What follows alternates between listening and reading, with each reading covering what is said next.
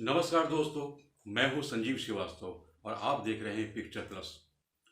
दोस्तों, कभी कभी बहुत ही घटिया, बहुत ही निम्न स्तरीय या फिर जिसे हम थर्ड क्लास कहते हैं, उन चीज़ों के बारे में भी कभी कभी बहुत ही गंभीर बातें होने लग जाती है।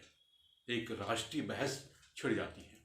जहां आप समझ गए होंगे कि मैं बेशर्म रंग गाने की बात कर रहा हूं, और ख़ास तौर पे उस गाने पर दीपिका पादुकोण की डांसिंग और उसकी ड्रेसिंग को लेकर के जो बहस छिड़ गई है, उस पर बात कर रहा हूं। सबसे पहले तो आप ये देखिए, गाने का जो बोल है, पहली पंक्ति है कि हमें तो लूट लिया मिलके इश्क वालों ने।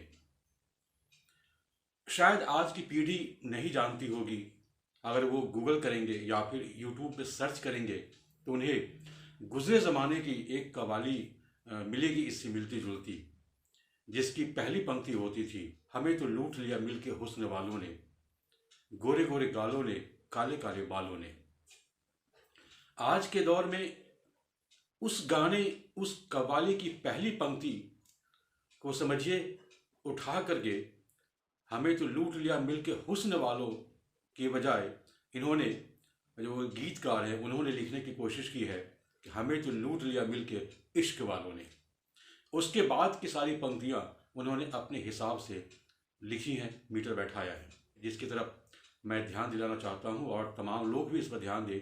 यह गाना 100% ओरिजिनल नहीं है।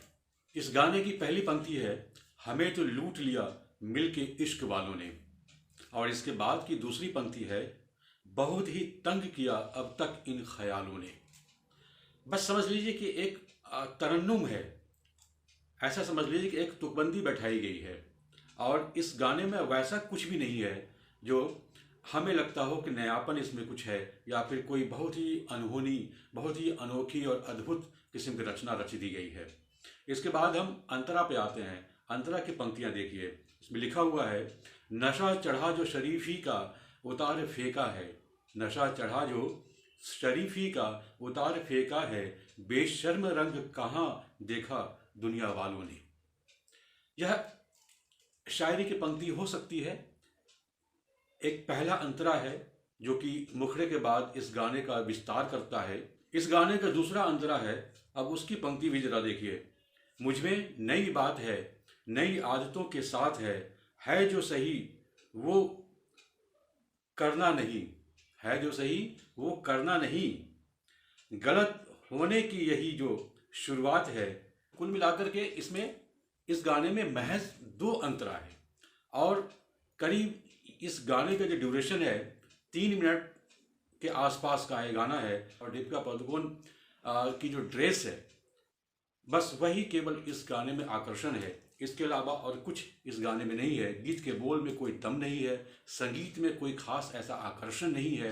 दीपिका पादुकोण जिस तरीके से इसमें डांस कर रही है, उसको देखने से ऐसा लगता है कि वह बिल्कुल ही नोरा फतेही की नकल कर रही है। या फिर मर्डर जैसी फिल्मों को अगर आप याद करें तो उस वक्त एक बहुत ही सनसनीखेज किस्म की अभिनेत्री आई थी जिसका नाम था मल्लिका शेरावत, जो बीच पर जिस तरीके से उन्होंने डांस किया था, कुछ उसी तरीके से ये बीच पर दीपिका पादुकोण भी प्रस्तुत हो रही है। तो उस लिहाज से भी देखिए तो दीपिका पादुकोण एक लीडिंग एक्ट्रेस है, एक बड़ी एक्ट्रेस है हमारी फिल्म इंडस्ट्री की, और पहले नंबर के पायदान पर लंबे समय तक रही है और दबदबा रखती है। कई सारी बड़ी फिल्में उन्होंने दी है, बहुत अच्छे अच्छे रोल किए हैं उन्होंने।